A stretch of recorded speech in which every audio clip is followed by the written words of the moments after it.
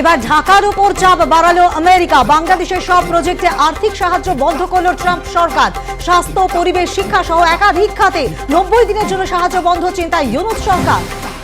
সোমবার হাইকোর্টে আরজিকর মামলার শুনানি। সঞ্জয়ের ফাঁসি চেয়ে হাইকোর্টে জোড়া আবেদন রাজ্য ও সিবিআই। শুনানিতে উপস্থিত থাকবেন নিহত চিকিৎসকের মা বাবা। আরজিকর কাণ্ডে মুখ্যমন্ত্রীর ইস্তফা দাবি করেছেন নির্যাতিতার মা বাবা। এবার তাদেরই আক্রমণ শানালেন ফেরহাদ হাকিম। ওরা কেউ স্পটে ছিল, এখতিয়ার বহির্ভূত কথা বললেন ফেরহাদ।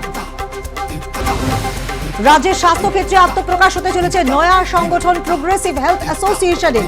সংগঠনের সভাপতি হচ্ছেন নারী এবং শিশু কল্যাণ মন্ত্রী শশী পাজা। সদস্য হতে পারবেন রাজ্যের চিকিৎসক, নার্স, স্বাস্থ্যকর্মীরা। শহীদ ক্ষুদিরাম বসুর জন্মভিটের কি হাল, কেমন আছেন ক্ষুদিরামের গ্রামের মানুষ? ক্ষুদিরাম বসুর বহুবনী গ্রাম থেকে আর প্লাস নিউজের স্পেশাল রিপোর্ট আজ দিনভর। উৎসাহ উদ্দীপনার সঙ্গে দেশ জুড়ে পালিত ৭৬তম সাধারণতন্ত্র দিবস। দিল্লির ওয়্যার মেমোরিয়ালে প্রধানমন্ত্রীর শ্রদ্ধা জ্ঞাপন। কুচকাওয়াজে প্রধান অতিথি ইন্দোনেশিয়ার প্রেসিডেন্ট। সাধারণতন্ত্র দিবসে কলকাতার রেড রোডে বর্ণাঢ্য শোভাযাত্রা। অনুষ্ঠানে উপস্থিত ছিলেন রাজ্যপাল সিভি আনন্দ বোস, মুখ্যমন্ত্রী মমতা বন্দ্যোপাধ্যায় সহ বিশিষ্টরা।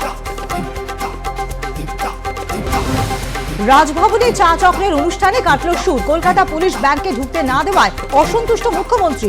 অনুষ্ঠান থেকে হঠাৎই বেরিয়ে যান তিনি। পরে মুখ্যমন্ত্রীর উদ্যোগেই পারফর্ম করে পুলিশ ব্যান্ড। নদিয়ার মাঝদিয়ায় সরেজমিনে বিএসএফ আধিকারিকরা। ঘটনাস্থল পরিদর্শন করলেন দিল্লি থেকে আসা গোয়েন্দারা। ফের মাপজোক করা হলো বাংকারগুলি।